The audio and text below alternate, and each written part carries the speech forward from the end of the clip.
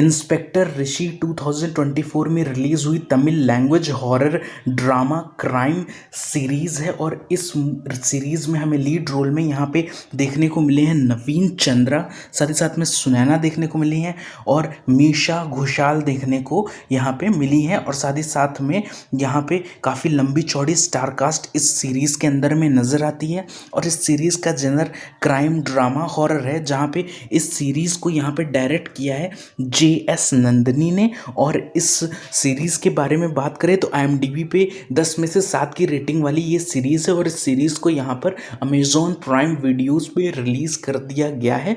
Hindi language में भी ये सीरीज़ आपको देखने को मिल जाएगी। Hindi language, Telugu language, Tamil language में यहाँ पे इस सीरीज़ को रिलीज़ किया गया है, जहाँ पे ये सीरीज़ काफ़ी बेहतरीन निकल के आई है। जहाँ पे इस सीरीज़ के अंदर में कुल मिलाकर के हमें 10 एपिसोड देखने को मिलते हैं, जहाँ पे पहले 5 एपिसोड बहुत ही ज़्यादा क्रिस्प हैं। आपको बिल्कुल भी वेट नहीं होगा, हर एपिसोड के ख़त्म होने के बाद आपको नेक्स्ट एपिसोड खोलना ही होगा। कुछ न कुछ एलिमेंट यहाँ पे इन लोगों ने इस सीरीज़ के अंदर में छोड़ा है कि जैसा ही पहला एपिसोड ख़त्म होता है आपको एक तरीके का इंटरेस्ट जग जाता है कि सेकेंड एपिसोड भी देखना है। वैसे अगर इस मूवी की कहानी की हम बात करें तो कहानी बहुत ही सिंपल है, विदाउट स्पॉइलर बताऊँगा। तो कहानी बहुत ही यहाँ पे सिंपल देखने को मिलती है कि एक गांव है, उस गांव के अंदर में काफ़ी बड़ा सा जंगल है और आजू बाजू पूरा गांव फैला हुआ है। और उस जंगल में एक एक करके हर दिन या फिर कुछ दिनों के अंतर पे यहाँ पे जंगल के अंदर में जो भी जाता है उसमें से कुछ जन की डेथ हो जाती है, एक के बाद एक करके। मतलब कि एक दिन एक लोग की डेथ हुई, फिर कुछ दिनों के बाद अगली डेथ हुई और डेथ भी काफ़ी मिस्टीरियस तरीके से होती है।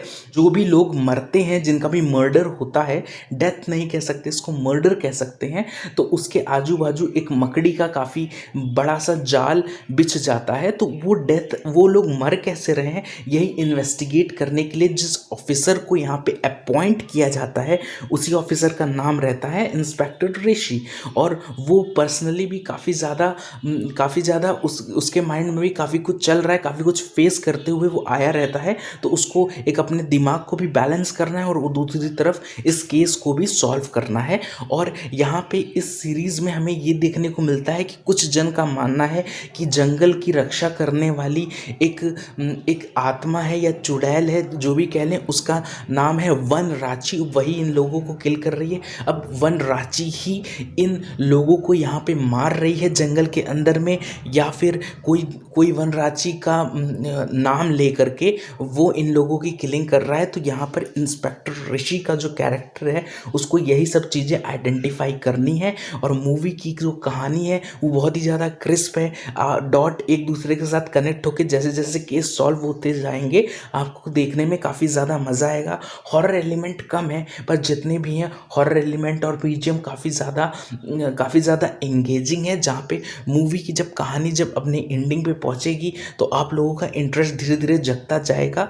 पर यहाँ पे मूवी के फर्स्ट 5 एपिसोड तो क्राइम जो केस है उसको सॉल्व करने में ही लगाए हैं, पर 5वें के बाद जब 6वें से लेकर के 10वें एपिसोड के बीच में जब कहानी रन करती है तो मूवी के अंदर में जो इंस्पेक्टर ऋषि का कैरेक्टर है और उसके अलावा उस जितने भी ऑफिसर हैं जो मिलके इस केस को सॉल्व कर रहे हैं, जो भी सस्पेक्ट हैं, उन लोगों की पर्सनल लाइफ पे यहाँ पे ज़्यादा ध्यान दिया जाता है। मतलब इस सीरीज़ की जो कहानी थी बेसिकली वो अगर क्राइम केस को सॉल्व करने पे लगती तो ये बहुत ही क्रिस्प, बहुत ही छोटी सीरीज़ बन सकती थी।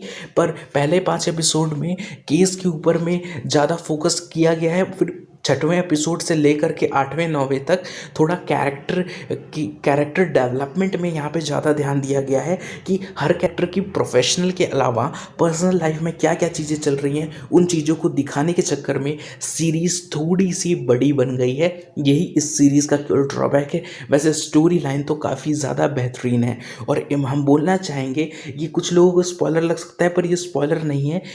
सीरीज़ के क्लाइमैक्स में वहाँ जो हमें देखने को मिला था, जो इंस्पेक्टर ऋषि और वन रांची का फेस ऑफ सीन है, उसको काफ़ी बेहतरीन तरीके से यहाँ पे फिल्माया गया है। अब अमेज़ॉन प्राइम वीडियोज़ वाले अगर बना रहे हैं सीरीज़ को तो सीरीज़ बहुत सस्ती तो होगी नहीं, तो सीरीज़ की सिनेमेटोग्राफी और सीरीज़ के अंदर में जो VFX यूज़ किया गया है वो भी काफ़ी बेहतरीन नज़र आता है, रियलिस्टिक लगता है। और ये सीरीज़ बच्चों के लिए बिल्कुल भी नहीं है। तो जो 10 या 12 साल से कम की उम्र के हैं या फिर 15 साल की उम्र से कम के हैं या फिर उनको हॉरर एलिमेंट से थोड़ा डर लगता है तो वो इस सीरीज़ से दूर ही रहें। वैसे अगर आप मैच्योर हैं, आप अंडर एज नहीं हैं, तो आपको इस सीरीज़ से काफ़ी डर और तो बिल्कुल भी नहीं लगेगा। पर कहानी काफ़ी ज़्यादा इंगेजिंग है और एंडिंग सीक्वेंस अगर आप देखेंगे लास्ट एपिसोड 10th एपिसोड के आखिरी के 5 मिनट, तो आपको समझ में आएगा कि यहाँ पे प्लॉट तैयार किया गया है सीज़न 2 के लिए। मतलब सीज़न 1 अगर यहाँ पर प्राइम वीडियोज़ पे जो ये सीरीज़ अपलोड हुई है वहाँ अगर ये सक्सेसफुल होता है, इसकी चर्चा ऑडियंस के बीच में होती है, तो मेकर ज़रूर चाहेंगे कि इसका सेकंड पार्ट भी ले आया जाए। अगर इस सीरीज़ की डबिंग की बात करें, स्पेशली हम अगर हिंदी डबिंग की बात करें, तो हिंदी डबिंग इस सीरीज़ का काफ़ी डिसेंट है। कुछ लोगों को गड़बड़ लग सकता है क्योंकि ये बेसिकली ये तमिल सीरीज़ है, तो यहाँ पर जो डबिंग कंपनी है, मतलब जिसने इस सीरीज़ को डब किया है, जिस कंपनी ने, उन्होंने एक एक्सपेरिमेंट किया। मूवी के अगर लीड कैरेक्टर को छोड़ दें, यानी कि हम अगर यहाँ पे नवीन चंद्रा को छोड़ दें, सुनैना को छोड़ दें और जो मेन 2-3 कैरेक्टर हैं उनको छोड़ दें, तो बाकी जितने भी कैरेक्टर हैं इस सीरीज़ के अंदर में, उनके लिए तमिलियन वॉइस आर्टिस्ट को यहाँ पे यूज़ किया गया है। मतलब इन्होंने डब तो हिंदी में ही किया है, पर हिंदी उन वॉइस आर्टिस्ट से कराई है हिंदी डबिंग जो कि जिनका नेटिव लैंग्वेज तमिलियन है। मतलब कि वो रियल में वो तमिलियन है, पर उनको हिंदी आती है, तो उन लोगों से रियल तमिलियन नेटिव वाले जो यहाँ पे वॉइस आर्टिस्ट हैं उनसे इस सीरीज़ में यहाँ पे डब कराया है, जिससे इस मूवी की जो डबिंग क्वालिटी है वो थोड़ी ऑथेंटिक हो जाती है। अब जब तमिलियन कोई हिंदी में बात करेगा तो किस तरीके से बात करेगा, तो वो थोड़ा रियलिस्टिक टच देने के लिए इस सीरीज़ को उन्होंने तमिल वॉइस आर्टिस्ट से ही डब करवाया है, जो कि डिसीज़न काफ़ी बेहतरीन है। मूवी ऐसा बिल्कुल भी नहीं लगता कि सीधा सीधा डब कर दिया है, वो उनका जो एसेंट है वो मिस नहीं होता। और यहाँ पे एक ऑफिसर का यहाँ पे सीन है सीरीज़ के अंदर में, जहाँ पे उसकी डबिंग के लिए सही सच में किन्नर की डबिंग के लिए किन्नर वॉइस आर्टिस्ट को ही उठा लिया गया। ये काफ़ी बेहतरीन देखने को मिला कि जो डबिंग कंपनी है वो काफ़ी ज़्यादा सीरियस थी अपनी डबिंग को लेके।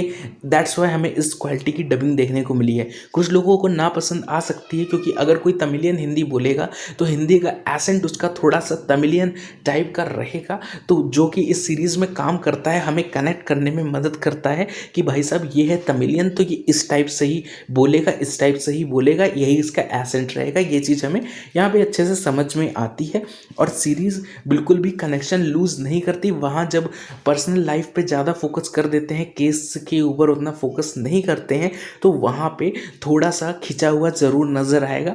पर आप 7वें 8वें एपिसोड में थोड़ा सा खिंचा हुआ नज़र आएगा, पर उसके बाद वापस से क्रिस्प हो जाती है सीरीज़, जो कि देख के काफ़ी अच्छा लगा। नेगेटिव पॉइंट यही है कि सीरीज़ काफ़ी बड़ी है, 30 से 35 मिनट या फिर 40 मिनट के आजू बाजू के एपिसोड यहाँ पे देखने को मिले हैं। कुल 10 ठो हैं, तो आप आराम से देख सकते हैं। अगर आपको हॉरर क्राइम ड्रामा जनर बढ़िया लगता है तो आपके लिए ये सबसे बेहतरीन माल हो सकता है। यहाँ पे नवीन चंद्रा की परफॉर्मेंस बहुत ही एपिक थी और बाकी सबकी का भी काम काफ़ी बेहतरीन है, क्योंकि नवीन चंद्रा इस टाइप के कैरेक्टर को प्ले करते आ रहे हैं। इन्वेस्टिगेटिंग ऑफिसर वाले कैरेक्टर को उन्होंने 2 से 3 मूवीज़ में भी प्ले किया, तो उनके लिए कोई बड़ा काम नहीं था, उनके लिए एकदम खाने के बराबर था ये काम करना। वैसे उनका काम भी काफ़ी बेहतरीन है और उनका कैरेक्टर आपको काफ़ी ज़्यादा इम्प्रेस करेगा, पर्सनली भी और प्रोफेशनली भी। इंस्पेक्टर ऋषि वाला कैरेक्टर जो उन्होंने प्ले किया है, वैसे मुझे ये सीरीज़ काफ़ी ज़्यादा डिसेंट लगी। मैं इसको 5 में से 4.2 की रेटिंग दूंगा। वैसे आप लोगों को ये सीरीज़ देखनी चाहिए, मस्ट नहीं है, पर इंटरेस्टेड हैं तो ज़रूर एक बार ट्राई कर सकते हैं। धन्यवाद, मिलते हैं अगले वीडियो में, तो अगले bye bye and take care.